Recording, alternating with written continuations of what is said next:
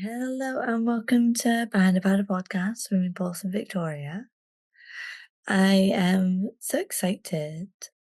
Today we're going to talk to Celeste Hirschman and Dr. Danielle Harel, who, if you watch TV, they are on Channel 4, Virgin Island. So I'm very, very excited. So we're going to basically talk about the Somatica Institute. Consent is sacred, but it's also often misunderstood, especially in kink, when the illusion of control can sometimes masquerade as actual care. Today, I want to talk about a tool that many of us use in BDSM, have used, trusted, and even ritualized, and yet which sometimes quietly fails us: the contract. The written contract in kink, whether it's on paper or in an app or a verbal list of promises about safety, but can it actually provide it? And if not, what does? Let's begin where the myth began. In the leather clubs of the 1970s and 80s, in the early days of the old guard, kink contracts were never legal documents.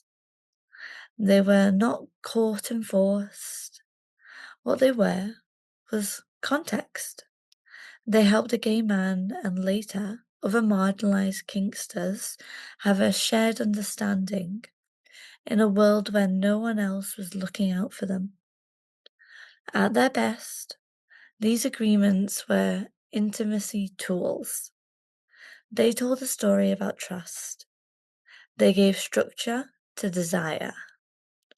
But somewhere along the line, they began to be treated as legal shields, false armor.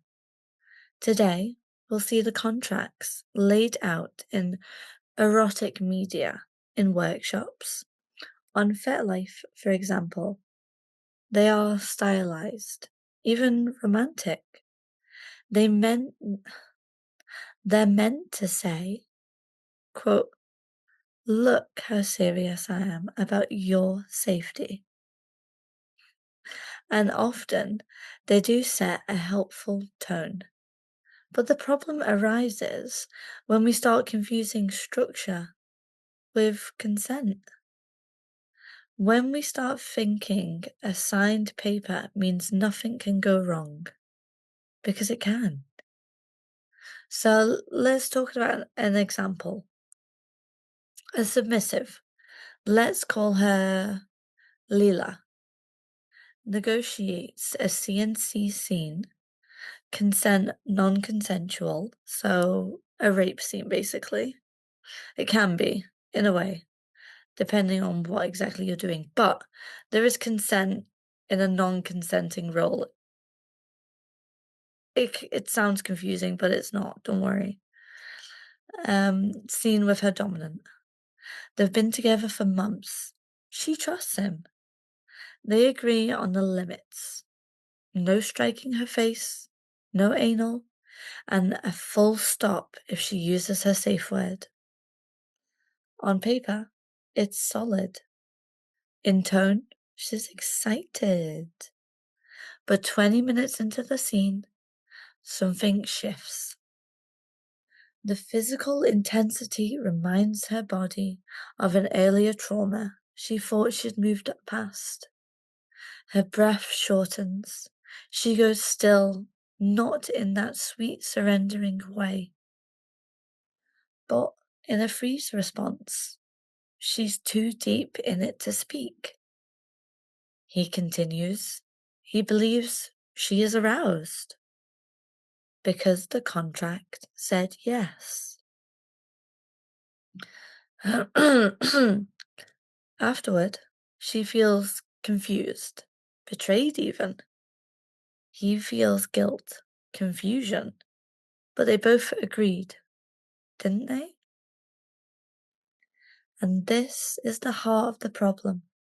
Consent that's only cognitive, isn't consent that lives. The body can change its answer even when the mind says go. The contract is a map, not the terrain. So, what do we do instead? We evolve. We bring in the nervous system. Just like we have talked about in the chemistry of the previous episode of the neurochemistry of BDSM, of the brain while doing BDSM, we've got the dopamine, the cortisol, serotonin, all sorts more. And yeah, this goes with it. We learn to listen for silence that signals fear, not submission.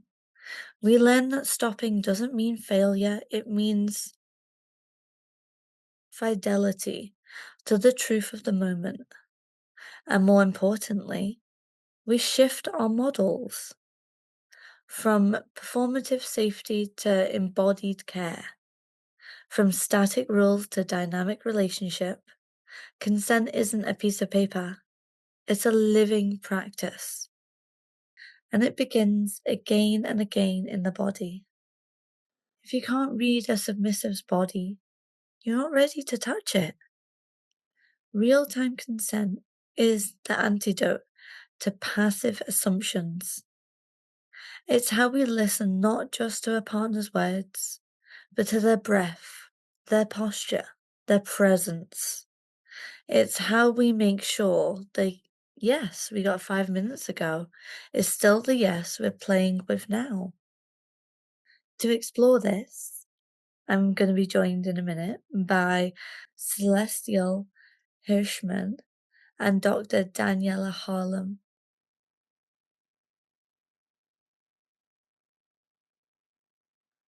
co-founders of the Somatica Institute. You are listening to Behind the Paddle podcast with me, Paulson Victoria, a dominatrix and professional sex worker in general. I do a multitude of jobs and have a multitude of skills. And yeah, this is my lovely little podcast, which I love to do, and I love to educate, and I love to give information on certain aspects which I feel like need to be spoken about. So, yeah. So, to explore this, I'm joined by Celeste Hirschman and Dr. Danielle Harel. Harel, There we go. Harel, anything goes. Just that's fine. No, my ADHD is like, you're going to forget now. That's it. Oh, I hear you. I have it too. Dr. Daniela Harel. Oh my God. Dr. Danielle Harel. Dr. Danielle Harel, co-founders of the Somatica Institute. So thank you both for coming on. I'm very, very excited. So good. Thank you so much for having us. We're excited to be here. Yeah. We are very excited. So could you talk to me about what Somatica is?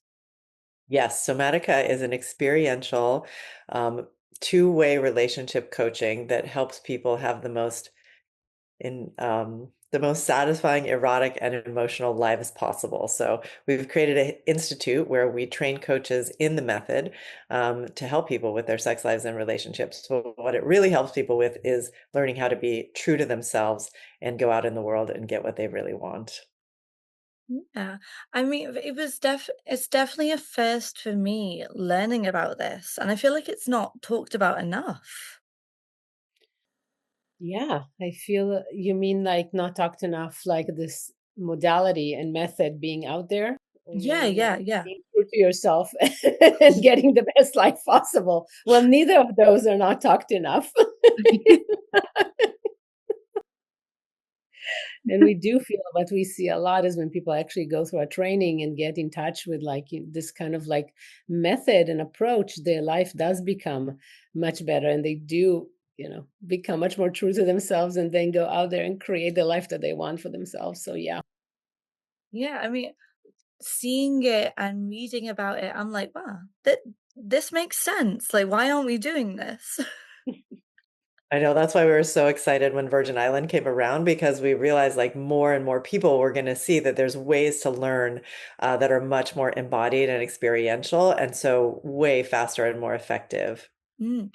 I think Channel 4 and Virgin Island, it's so perfect for the UK because I find that we are so curious looking through that door where there is loads of questions and there's, I guess it's taboo still in a way, when you do look through that door. And I would imagine that there's a lot of audience looking into that door and going, wow, and hopefully educating themselves at the same time as well. Yeah, definitely. I do feel that people were like kind of like surprised and a bit overwhelmed and cringed because we're not used to seeing like, oh, like people actually can be helped in that way. People can be helped in that such a direct, connected, embodied, and kind of like relational way. And that's like very new for people and makes them uncomfortable. And I'm really proud of the British audience because they got hooked and they understand that there's something really powerful Mm. here. I know getting lots of DMs from people across the age range and telling us how powerful it is for them to see it and how it spikes conversations and how they start to relate to themselves in a different way. So I feel like this inspiration that we were looking forward to kind of creating is actually taking place. Mm. So how was the institute made, developed? Well, Danielle and I met 20 years ago, and we realized we had a very similar vision about how people could be helped in their sex lives and relationships, and that it was experiential. And as we were working with clients, we developed this method based on what we saw that they needed to learn. What were the tools that were making their lives better? And then we developed it, and then we were seeing so many clients, we didn't know what to do with them. And so we decided to start a training so that we would have people to refer to who we felt could really help because they were also offering this experiential method. So that's how the whole method and training began, and now it's spreading all over, and we're seeing people sparking from our classes, from the books, from the television show, and we just want it to ripple out and everybody to have these tools of the best practices around intimacy, around boundaries, around consent, around desire, asking for what you want, knowing who you are as an erotic being, flirting, dating, all of it. We just want people to like have those tools so that their lives will be so much better. Yeah. Yeah, and just to say, so I said we didn't know what to do with them. We did know what to do with them. We just couldn't fit them in our schedule anymore. So that's why we like, and like knowing that we also could not turn them away because we felt like it wasn't available. This method wasn't available for people, and we didn't want them to not get helped. So that's how we started to develop the training. Wow, that's amazing. I mean, that's it's in my head, it's like it's kind of sad to see, but it's a great business in a way because there's so many people out there who need this, and it really does show, especially with the audience that you get for Virgin Islands and of course your own clientele as well. So Yeah, I mean, honestly, I would love to live in a world where my business isn't needed, but since it is, I'm glad that we're doing it. you know? yeah. So we've kind of already touched on this, but like what gap were you trying to fill in the world of sex, desire, healing? What was the gap there?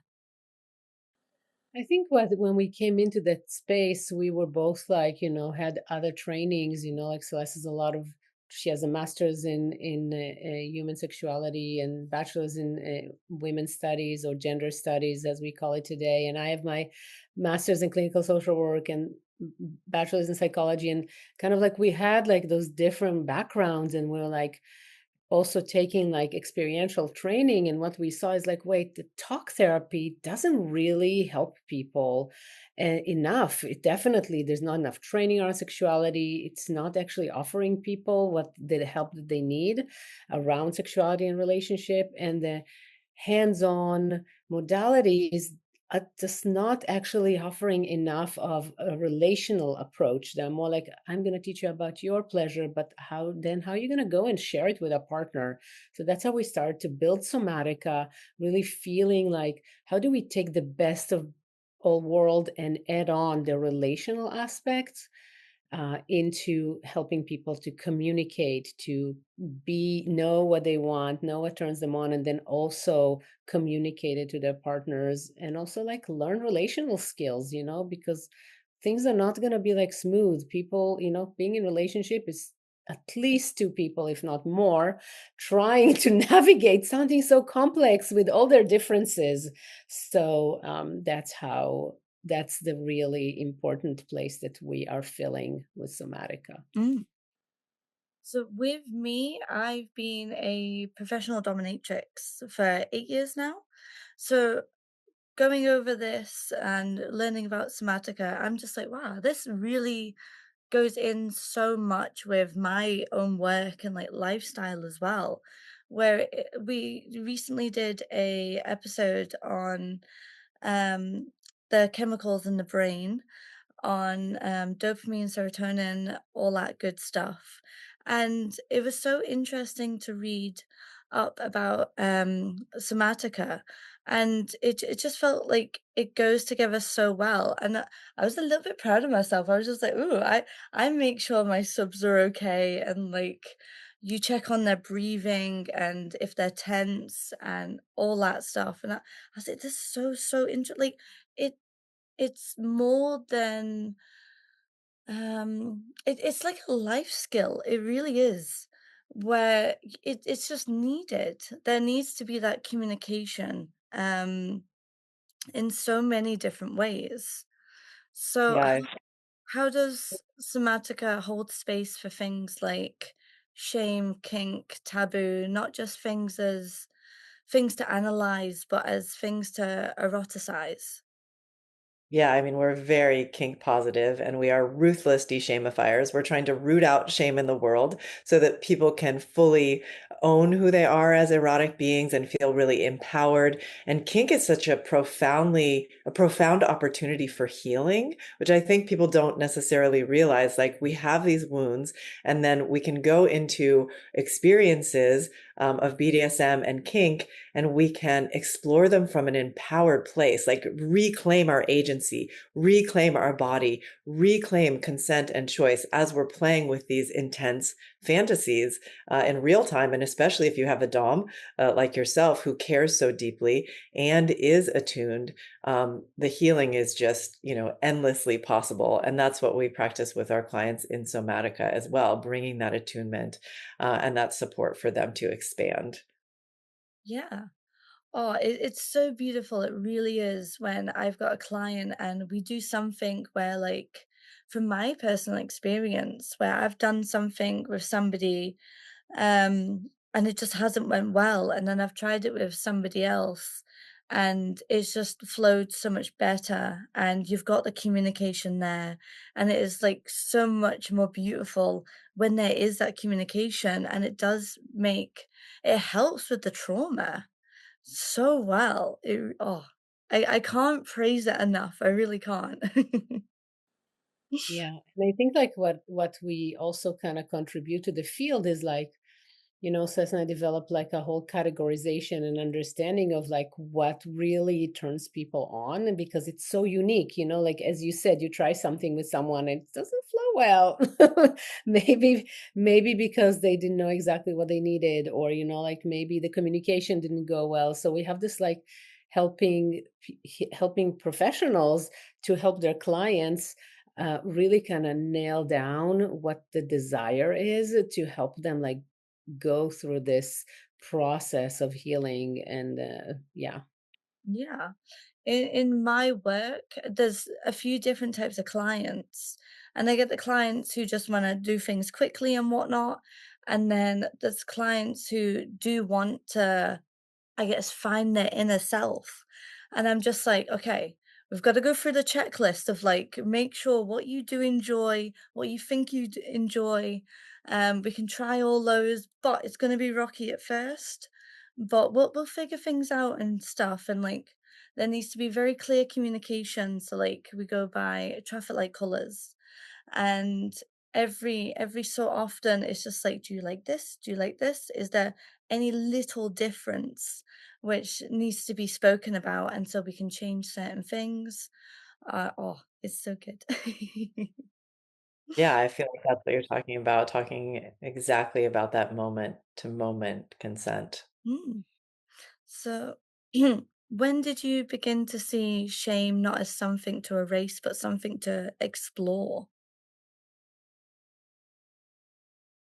Do you wanna I answer think that one, Danielle? You love to explore. I have to talk about shame. I think like this has been something that we like really one of the reason we partnered together was because we saw that kind of like importance of erasing shame and like really looking at our turn-ons as something that is is more like telling us about who we are and have a potential of like healing as opposed to looking at it as something that we need to be ashamed of. And it's really is a very strong leading principle in our work that like our turn-ons can really heal us. We're not choosing what turns us on, but when we are playing with that in a consensual and also aware way, full of agency, we can actually bring so much release of shame and so much kind of like healing into our lives. And Yeah, sometimes, like you said, like, shame is what turns people on, right? And so it's like we're all always de-shamifying and, like, helping people accept themselves, but if somebody comes into my office and they're like, "What turns me on is to be shamed." It's like, "Okay, let's play with that," right?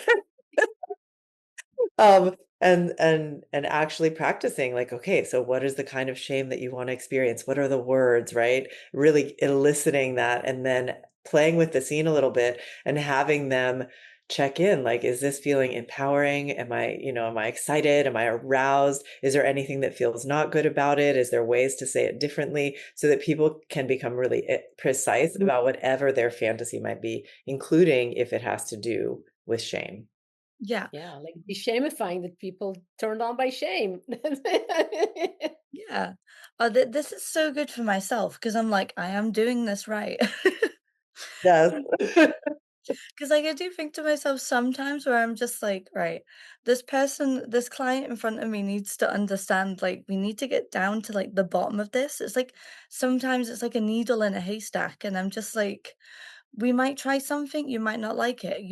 I might say a certain word, and that might absolutely turn you off. And we need to understand that. We need to recognize that, and we need to also possibly figure out why as well. So, oh, That sounds fantastic, Victoria, because that's exactly it, right? Like one sentence is going to be completely arousing and completely nailed down for one person and completely turn someone else off. And it's so, like it's so powerful. Like I know like for myself, like one time my partner was playing with trying to give me the right sentence. And he was just like, I want to be naughty and I want to be like bad, but I don't like to be dirty. So in some specific way that he said it, I was like, oh no, no, no, no. In that way, we don't like it. So that's like it's a nuanced craft to be able to tell someone exactly the right sentences that fit them. it is. It's such a beautiful skill because me personally, I'm a switch. So like I don't like humiliating on myself, but dirty, yes. And there's been times with previous partners where it's going great and then they say something and I'm just like, what? Exactly. Nope. You missed it. I'm like, I'm gone now. I'm out of it. I know. And like in Somatica, we also teach people how to recover from moments like that. Like, how do you repair? How do you recover? How do you remember that it's just like one experience and it doesn't mean that it's the end of it all. How can you keep course correcting to get to the precision? Because we know how precise desires are, right? Like how Mm. precise the words, the energy, the sensations that we want to feel. So Mm. So, what are some of the most common misread cues you see during high intensity scenes, especially when people are learning to distinguish surrender from shutdown? Yeah, I feel like the times when you really need to check in, because sometimes people can go into trance and they're fully experiencing it and they're sensing all the sensations and it feels good and it's alive and it's moving through their body. And sometimes they can just go dissociative. And those two states can actually look very similar. So I think when we're working with a client, for example, who loves trance but also dissociates, it's like, how do you help them help their partner? Because when we think about like a dom sub situation, right? Like, yes, the dom is kind of in charge, but they're on a team when it comes to safety and consent. Right. And so as a sub, if you might dissociate, you need to tell your dom like how to distinguish if you're in trance or dissociating, or when to check on you in that situation. And that needs to be established early on, so that, if you're a dom in that situation, you're like, I need to hear that you're in your trance and you're in your body. And if they can't talk at that moment, then it might be like, okay, we need to pause for a second and check in. Mhm. So that would be like an example of something that can be confusing, trance versus dissociation. So, if they are dissociating, what, what are the how would they show that basically? How would they be able to tell their partner? It I might think just what not be anything. Oh, go ahead. I think that's a little bit like where there's some learning that needs to be done in terms of like a person learning to kind of like realize what's going on in their body when they dissociate, or their partner starting to track, like knowing that that's happening. Their partner needs to start tracking what does dissociation feel like and look like with a sub, and then kind of check in and make sure that, like sometimes people think that the point is to finish the scene.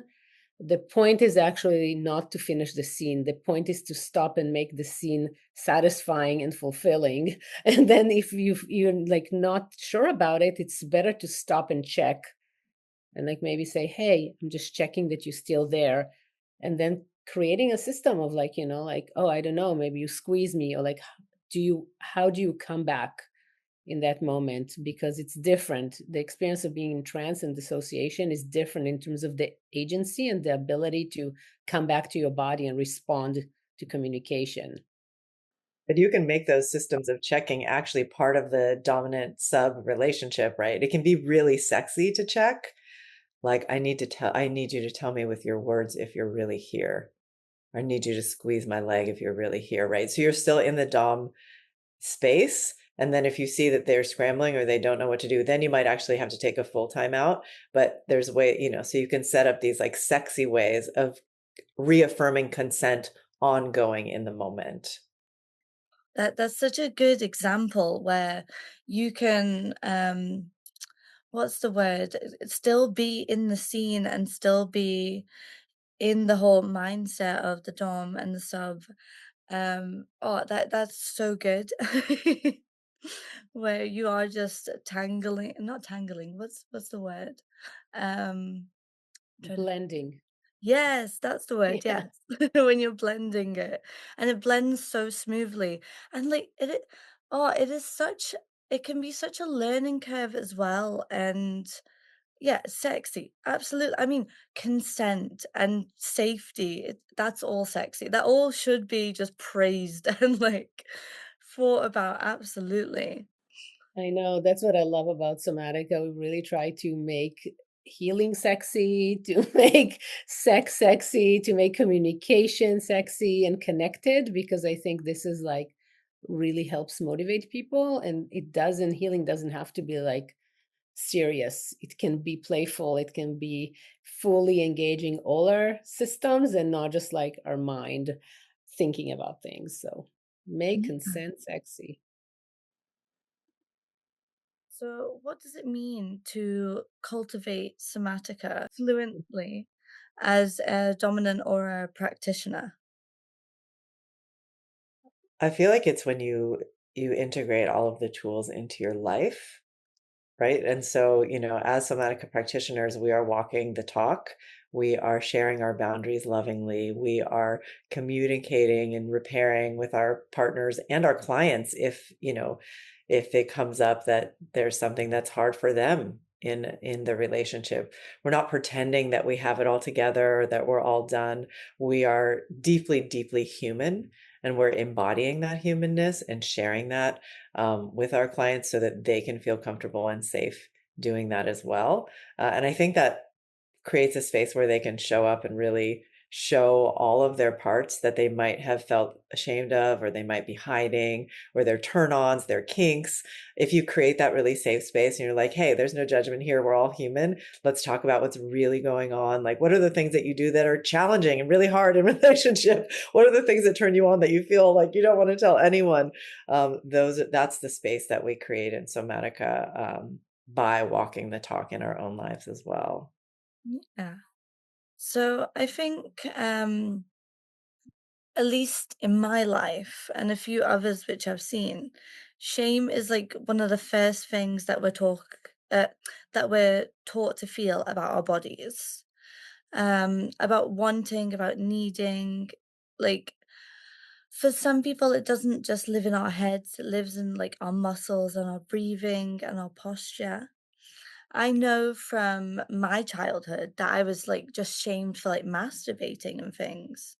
And then my parents who I grew up with, they were not, they were not so fond of anything to do with sex or intimacy, and it was very much taboo. And I see it a lot in my older clients, usually clients who are over 40, they have quite a lot of shame over their kinks and just I what responses what I've had from them are the fact that it was still a taboo and they also just couldn't do anything about it and there wasn't any education and it was very shamed and shunned and yeah, I think shame definitely becomes the part of us that longs to be witnessed and it is terrified to be seen sometimes. Um, but what I think somatica really does, it opens up so many doors and it can help trauma, it can help relationships, it can help just your inner self with so much. Y- Yeah, you're like really pointing something really important about like how shame lives in the body and how much taboo we still have around sex. You're talking about your clients over 40, but we saw in Virgin Island that everyone experienced shame around like sexuality, around being a virgin, around like not fitting in. And I think shame is a lot about this feeling that I don't fit in, and we have such a big and I'm wrong, as if I'm wrong, but we have such very narrow parameters societally about what is right. So it's like so many people feel like they're out of those parameters and they don't fit in. And I really feel like that's such an important thing to kind of realize that you're not, if you're feeling shame around who you are and your desires, you're not alone. There's so many people, it's just become such a secret, their desires like go into hiding and it feels like I'm not okay, when actually so many people are walking around with those, interesting, spicy, cool, weird, but actually everyone is a little bit like, edgy with their desires in some ways. And I think that's like starting to see that that's what's actually the norm. That's that's the hard part, right? Like to start to see this is the norm. The norm is that I have different desires than what is portrayed as the norm in social, societally. Yeah, that is by what you would call vanilla clients. That's a question which I get asked quite a lot where it's like, what is like your weirdest kink that you do and you've seen? And I kind of roll my eyes at it because it's just like spanking could be weird to one person, whereas, um, like, jerk off instructions could be weird to another, and it's just like, chill, like People always want to know the craziest thing. yeah, Yeah, and what's I'm the just like craziest thing? I'm like, "This isn't crazy to me. This is just, like, freedom. This is just doing what you want to do and, like, enjoying yourself." I don't think me personally, I don't think anything should be a taboo, and it's a shame that we're still growing up with the thoughts of shame and that it is still shunned and it is still a taboo, and we still don't talk about it enough, which is why I think the UK is so, so attracted to programs like Virgin Island because we're just not used to it. And it's the reason why I love Channel 4 because if you look into Channel 4, they do so many documentaries and programs where it comes to like sex work, sex, kinky things, and I'm just like, "You go Channel 4." Like, you be out there as the channel that people look for when they do wanna find themselves, where they do wanna explore, and it's so great that we do have series like this, and people like you guys, where it is just like, enjoy your life, like, we're not here for a long time, we're here for, like, a good time. So We were so excited when we, because, we have hoped to spread this method in a lot of different ways. But when we were contacted by the British production company, we were really excited because what we felt about the rules in the UK and Channel 4 and the way that the production company handled it was that there was so much integrity and so much care for the people who came on the program, and it created an opportunity where they really respected what we were doing, and they wanted to document it honestly. So, I know people are calling like reality TV, but I think a lot of times reality TV is often not documented honestly. It's like staged. And this was an experience where these young folks were sincerely coming in and really, really wanted help. And they really let us help them in the way that we know how to do. So I don't know, like that was something that I thought was particularly beautiful about the folks that we worked with in the UK. Oh, absolutely. Um, I've actually, I'll be on Channel 4 at some point this week or next week. I know. So I will be, we did a group interview. So we actually met Channel 4. They came to Scotland, which is where I am. And we did a lovely group interview of it's about six other sex workers to discuss the Nordic model. So like I actually spoke to and talked to in-person Channel 4, their whole team, and that oh my God, they were so nice and so open, and they really listened to like our side of what is going on basically with the whole Nordic model because Scotland right now they're trying to basically criminalize the buyers rather than the sellers and all that stuff. It's lovely. It's lovely. We're very against it. But Channel 4, they were so lovely and like out of all the channels, I was like, I trust you guys. I trust you guys the most. But can you help us draw the line between humiliation play and erotic shame? I know there is a lot of confusion between them. Like, what's the difference and what makes shame play safe or even healing? I mean, I feel like shame and humiliation play can both be healing. It depends, on what your wound is, and where you want to play. I feel like shame, when you play with shame, you can kind of see what happens. Like the release of shame is like this redness in the body, so if you get somebody and you touch just their shame in the way that turns them on the most, they will flush and turn red. And, there's this like amazing release that happens. And I think probably some of those hormones that you were talking about in your earlier episode start to release. And it's like this flood of, it's like embarrassment, but excitement at the same time, right?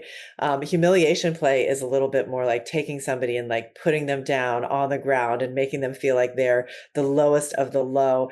And for some people to be able to ask for that and to feel agency around being like, yeah, I used to feel that way and it wasn't in my control. And now I'm feeling that way, but it's with a loving Dom who cares about me and they're doing it just perfectly the way that I want it to be done. If they're like, you eat out of that bowl, you know what I mean? Or whatever the play is around humiliation, that in some way it actually makes them feel powerful again because they are choosing it for themselves. And that there's that, arousal that comes from getting to feel that complete sense of like being in that space again, but with somebody who really cares and loves you. Mm. I mean, that high that I get when I see somebody just go red in the face and like their smile, oh, it's so good. It's like I've done my job. We're done. It's good. I think like it's so, I don't think people realize how much actually power play and how much helping people work through their desires with agency, like sometimes replay the parts that were like so hurtful to them growing up or like, with trauma and like play it with because they're choosing to play it with a loving partner that actually cares about them, but gives them exactly what turns them on, how healing it is. I don't People look at it, it's like, oh my God, who are those people are doing it? It's like these are people actually smart, going for their healing process, wanting to play with these components of that turn them on the most. And when I say healing, I don't mean that they will ever need to stop playing that. I mean like they're healing in every moment that they can play what they play, and that's being normalized and accepted and celebrated. That's where healing happens, not when you're like supposed to be done with wanting to play what turns you on. That's not healing. Celebrate, yeah. So on Virgin Island, you both held people in some incredibly raw states, saying things, um, saying things that they'd never said out loud, revealing desires they still felt afraid of.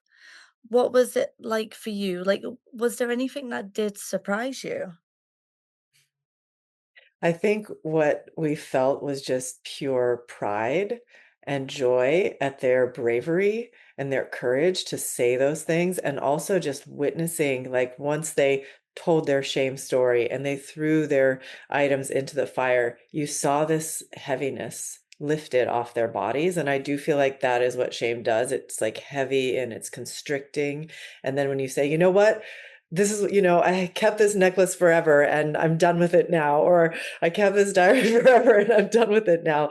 That there it lifts and then sort of they can be more in their body, they can breathe, they feel more of their confidence and aliveness starts to move more. And you just saw it, every episode they became more and more alive. And the we recently got to go to an event where a bunch of them were there, and we got to see them in their full aliveness and their gorgeousness and their beauty and their confidence and empowerment. And the transformation was profound. I mean, that just sounds beautiful. Yeah.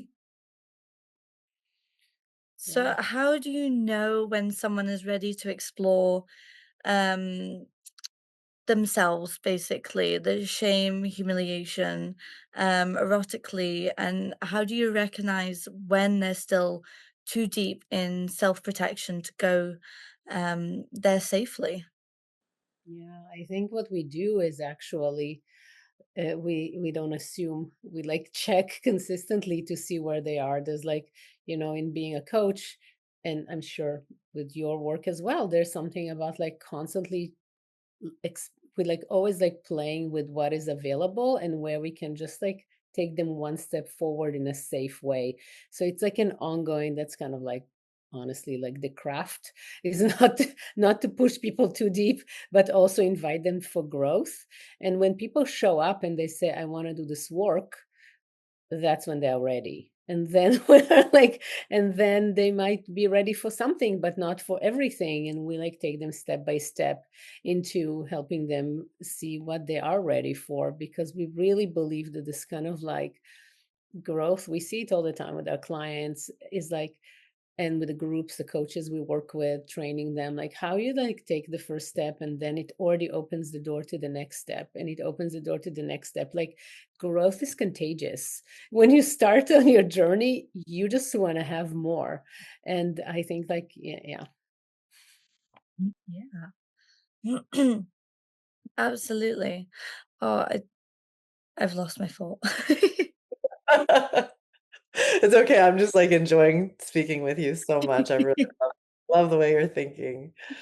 I just love it because we need to be so much more open and less taboo, and it's so wonderful, genuinely, to have you guys on, and just to spread all of this because it's love, like it really is. It really is. Mm. So, what's one thing you wish everyone knew about like their shame if they did have shame? That they're not alone. I feel like shame is one of those things that feels very isolating. And one of the things that we do in Somatica actually is something called a shame share, where everybody goes around and they share something that they feel shameful of. And it's one of the most connecting and profound experiences that people have in the training, because when you realize, okay, everybody has their own shame. It might not be the same as me, but there's something about themselves that they feel that is not lovable and that they need to hide. And if anybody found out about it, then all is lost, and they won't be able to be loved. And so when each person goes around and then everybody's just loving on them, even though they've just shared what they feel most shameful about, it's like completely transforms that experience. So really helping people know that they're not alone and that they won't be discarded if they share something about themselves that they feel afraid of sharing. That is a really huge healing around shame. Taking people out of isolation is the most important thing. Oh, absolutely, yeah.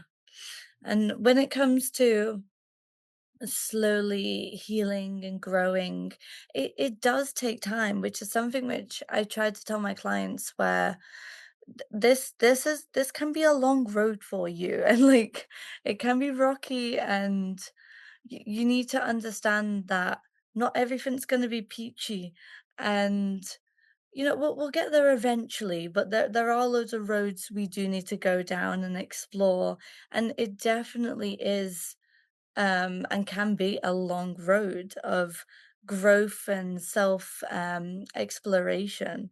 And it's beautiful. It really is beautiful when you see that people find themselves and you see them smile and go all red in the face and all be happy. And it's so bliss. You say it so well, Victoria. It's like really It's oh, delight. it is so beautiful and like I get asked a few times every now and again. It's like, "Oh, you've been doing it 8 years. Like, do you enjoy it?" And I'm like, "Yes, heck yes." And it's when it pays off, when you see that smile, and it's like, "Yes, I will be here another week." Like another thing we've hit on in a previous episode of mine is aftercare. So, in another episode of mine, we've spoken about submissives having aftercare and even dominants having aftercare, and how there's many, many different forms of aftercare. So, for me, after I've had a scene with somebody, I usually, if I've dommed that person, usually it's a lovely hot chocolate, cuddles, in my lovely blanket, and watching a movie. And if I'm on the flip side, then usually it's like coloring books and cuddles, stuffies, all that stuff, cuteness. Uh,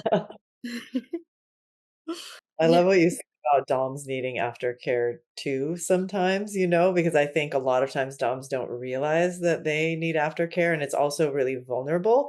And sometimes DOMs have a harder time being vulnerable if they're not so much of a switch. And so for them, I think it can be profoundly healing because it takes a lot of energy. I mean, I am too lazy to really be a very good DOM myself. Uh, so more power to you. for, for all the energy that you give. It's so generous actually to be a dominant. So I want to appreciate that about you. And that when you give all that energy to be able to ask for some kind of care that like really acknowledges the effort that you put into being that caring and connected and taking that kind of leadership role, I think it's really, really, really beautiful for DOMs to actually be able to receive that aftercare in that way when they've done, something that I think is very, very generous and quite a feat, actually. Oh, absolutely. I mean, the amount of times I've had clients come see me and I'm like, "Do you want aftercare?" And they're like, "What?" And I'm like, "Let me explain. Like, let me talk you through this." And then I've spoken to them about like different types of aftercare, and like you can feel the drop a few hours or even like a few days afterwards as well. And it's another thing which does need to be spoken about because it is definitely there.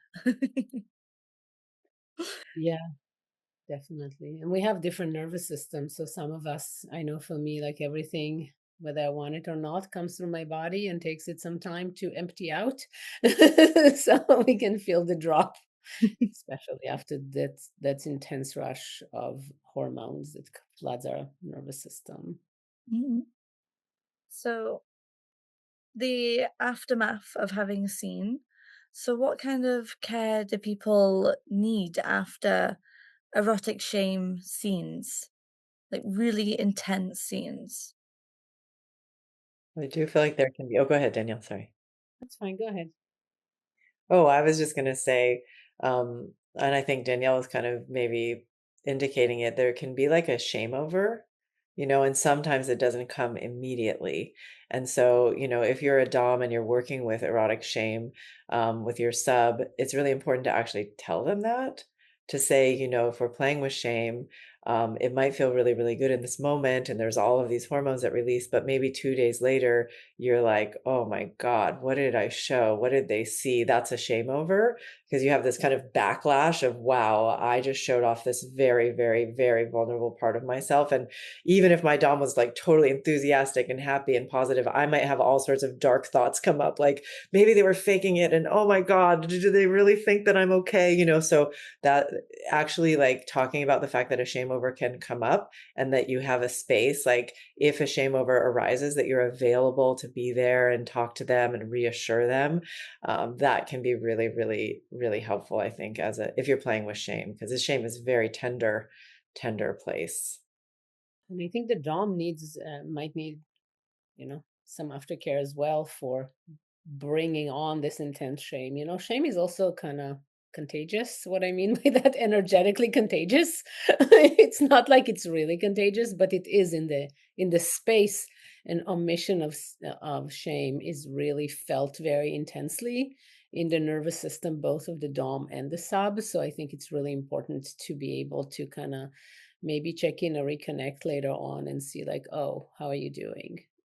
You know, not and the dom, especially if you're doing it professionally, to have other people that you can go to offload and get your nervous system regulated. And maybe you need like I don't know, take it out with boxing or scream it out or like cry it out, and all of it is legit and fine. Like finding what is your way of releasing intensity is really important, and then nourishing as well. Because intimacy work is really takes a lot of energy. I think one of the things that has been amazing about Somatica and training all of these people is that we have this huge community of people who are there to kind of support each other in doing this really intense work. It sounds like, you have a group of people who maybe were there with you on the Channel 4 interview, but we need that community. If we're doing this kind of emotional work and intimacy work and erotic work, we need to have people where we can be like, "Whoa, that was so intense." to offload it and be like, I was crying with my client, or, we were in this very, very intense physical or emotional space, and I had a little shame, and, can we talk about it? To have places like Danielle was saying to go has been, I think really, really helpful for our graduates to not feel like they're doing this work in isolation, because this kind of work can often be done in isolation because sexuality is such a taboo. And sometimes people don't want to tell their family or, their friends or something like that. It depends. Some people really open and comfortable. Other people need more privacy and safety around these things, but it's still really important to have a community to support you. Oh yeah, absolutely. Community, this community where it comes to things that are taboo and things that need to be more out there, we need to be bigger. We need to be bigger, so much bigger. We're already better. We need to be bigger. There's a network everywhere, network flowing through the whole world. Mm. Exactly. So, say like you're in a scene and something like goes wrong. um, how are you meant to repair that wound which has happened during that scene with yeah, whatever went wrong? I know there's loads of different scenarios. Yeah, I think that I think what I want to say is like there's something about like expecting that things will go wrong. This idea that you won't do anything wrong is like unfathom, like how likely we are not never do anything wrong. So learning repair skills is really important. Like really, if you're in the middle of a scene, stopping and checking in and saying like, hey, what happened? Like what happened? Where are you? How are you triggered? Like what did bring inside you, and then like not be defensive, but instead kind of like checking and seeing if there's something in them that you did, like copying to your part of it, and also like talking, like removing the defensiveness from the space and being able to really listen and empathizing and seeing what went wrong, where did it hit the person, because like realizing that many times when people are being triggered in especially in intense situations like that, but not only, it's like it's not, you just hit something in them that's buried already for a long time, and you just like stepped on it and woke it up. Even if you have the best intention, you might just do it. You can say the a sentence is just not a good fit, and that will do it. You don't need to, it doesn't have to be like a horrible crime, you know what I mean? It just like you touched something inside them. So learning the steps of repair and mastering it, and even introducing it to your clients very early on as something like, like we might not, even if I'm a professional doing this work, that doesn't mean that I will know everything about you. So leaving room for this repair is really, really reconnection, and building empathy is really important. And Oh, I've been thinking too about like the parenting, like there's a real missing experience out there where somebody, has had authoritarian parents or parents who would never come to them and say, hey, I made a mistake and own up to that. And so, like, to have a kind of an authority figure or a dom or a coach say to you, that went wrong and it wasn't all your fault. And, like I can own the parts that I kind of messed up on, for them to have that experience and to be like, "Oh my god, I'm not always the one who's wrong, and we're doing this together and we're on equal footing." Like that can be very, very healing as well. So, repair, it's good actually when things don't go perfectly, because having the experience of repair creates trust, it creates safety, and it creates a deeper bond of like mutual respect. Okay, we are on the we're not in some sort of like I'm right, you're wrong relationship forever. We are in like a team trying to keep learning and growing together. yeah, absolutely. Where I've done a scene with somebody and then they've started crying and I'm like, "Are you good?" And they're that overwhelmed with emotion that they're in a safe space and they're essentially healing some little part and it's so beautiful. Like I can't exclaim enough how needed this is in so many ways. And another thing which I mention a lot in all my podcast episodes, mostly, and also just in person as well, where it's um you need to talk. a lot of talking and a lot of communication. That is what I've learnt, that it's like a bridge that if you don't communicate, that bridge will like slowly fall basically, and little pieces will go missing. Like you can heal it back and things. Um but communication is such a key part. And one thing which I've also learned is when it comes to intensity, um, something, say for example, in kink, I've had people come to me and they're like, "Oh yeah, I really like this thing extreme," and then when I do it, they're just like, "Oh, that was a little bit too extreme," and I'm like, "Wait, what?" So like, there's so many different types of um intensity, and people um think certain things in their minds where they think this is extreme or like it's not so extreme, and then you can just hit them with it and then it's just like, oh, I actually like it this way or that way, especially when it comes to especially when it comes to when they've seen porn. It it it really does put them in a real life situation, real life scene where they go, "Oh, maybe I don't like this or I do like this." And it definitely needs to be more talked about and done. And yeah, that I'm very thankful for you two for coming on this episode and sharing all your knowledge and talking about somatica and what wonderful work you both have done. Thank Thank you you so so much much for for having having us. So this is where I will end the podcast episode. If you guys want to plug anything, if you yeah, if you want to talk or anything, then you're more than welcome to. But yeah, I'm gonna hand it over to you guys. me. Thank you. It was really lovely, and I really appreciate you for the amazing work you're doing out there in the world.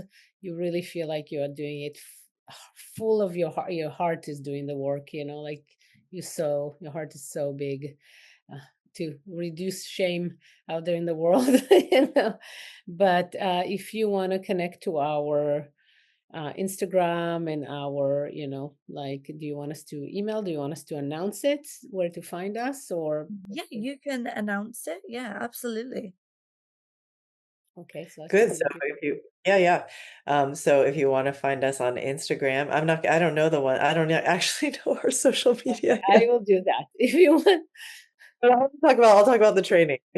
okay. Uh, If you want to find us on, we would love for you to connect with us on Instagram at Celeste and Danielle Official, and on TikTok at Celeste and Danielle.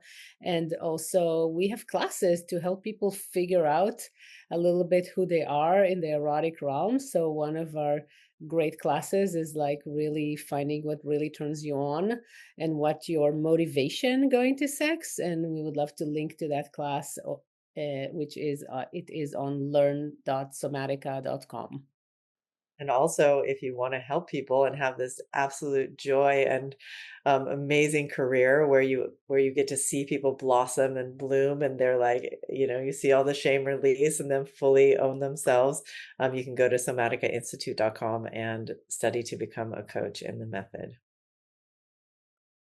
Right. Thank you very, very much for coming on Behind the Paddle podcast.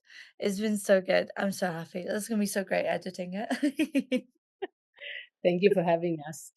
Yeah. And honestly, like, I love what you're doing in the world. And we have lots of people that are actually doing, professional DOMs that are taking the training just because they feel like it's just an add-on tools. You're doing a lot of amazing work already, clearly. Thank Like, you. Thank you. yeah. So if people feel like they need more training, that's like a good place to get training.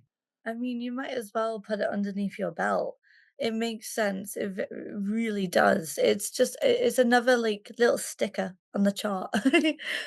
Yeah, and it's like such responsible work, like you hold so much responsibility when you like dive deeper like that with people's psyche and their turn-ons. It's really deep.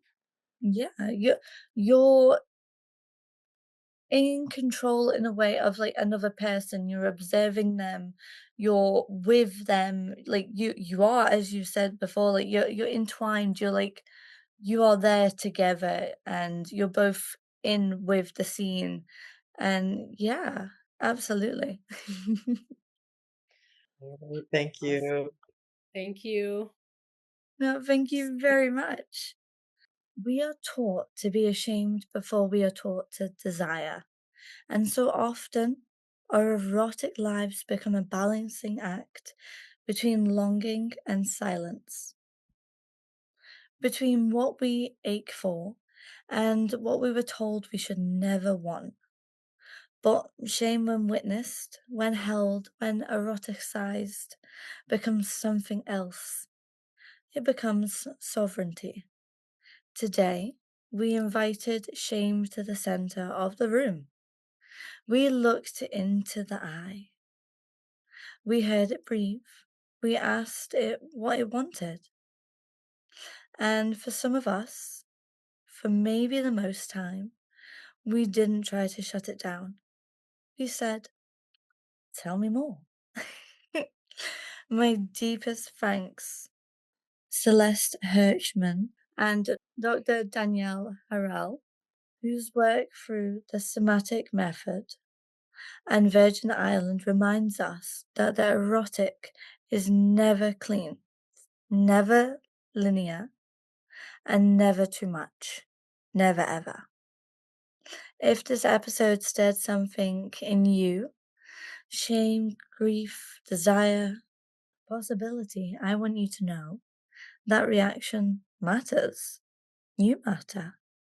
Everything you feel matters.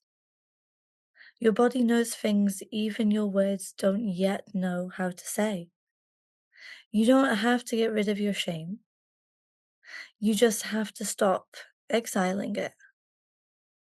And maybe if you're ready to invite it into the scene. So I'm Folsom Victoria, and this has been Behind the Paddle podcast. I'm so excited. I really hope you guys have enjoyed this episode as much as I have enjoyed it. So, yeah, if you like this episode, please leave a like. Please go rate us on Spotify, Apple, wherever you're listening. It is very much appreciated. Thank you so, so much. And definitely go check out Virgin Islands and go check out their training courses as well. Bye.